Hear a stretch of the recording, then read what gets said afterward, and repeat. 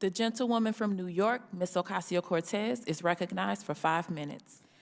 Thank you so much, Chairwoman Bush, and to all of our witnesses for being here today.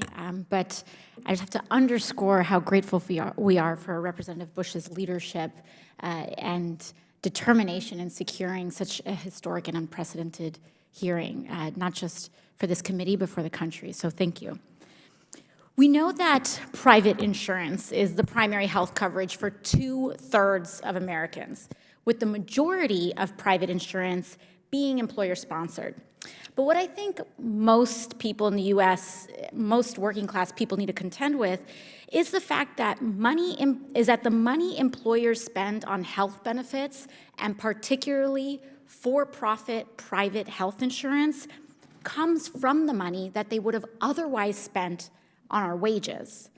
Dr. Collins, in 2020, the standard company-provided health insurance policy totaled over about $7,000 a year for single coverage and over $21,000 a year for family coverage. Is that correct?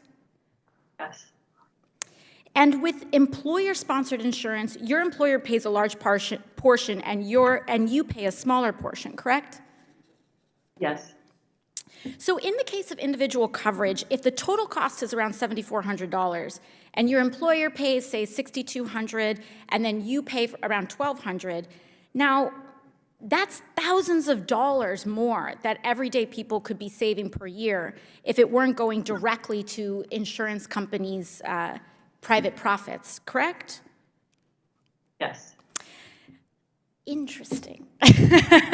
So one of the things that we're really seeing here is that the potential to moving to a Medicare for all system could actually give people a raise in many circumstances.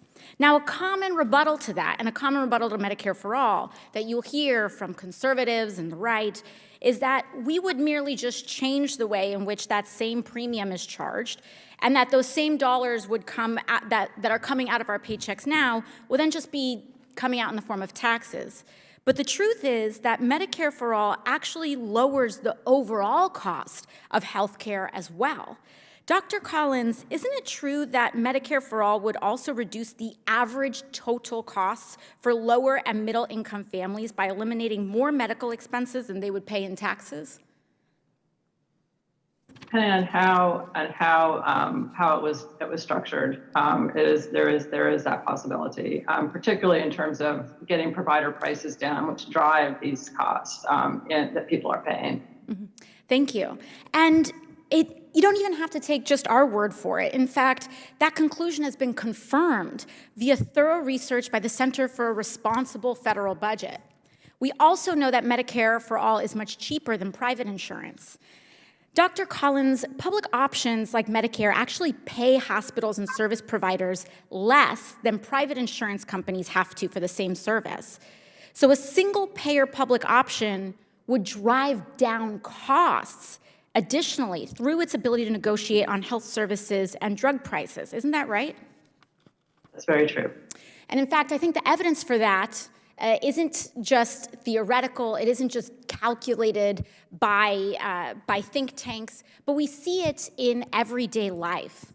Another case in point right here comes from my district. Almost everywhere in the world, health outcomes are correlated with a person's income. But one of the only places in the world that doesn't apply is in Queens.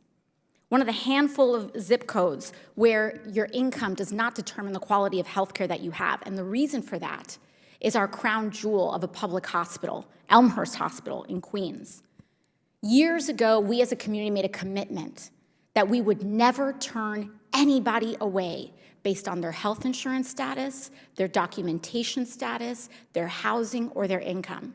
Every single person who enters Elmhurst Hospital gets treated regardless of their ability to afford care. And what we have found is that it's more affordable to treat everybody, it's possible to treat everybody, and people can get higher quality care than they ever could under our current privatized for-profit system. And with that, I yield back to the chairwoman. Thank you very much.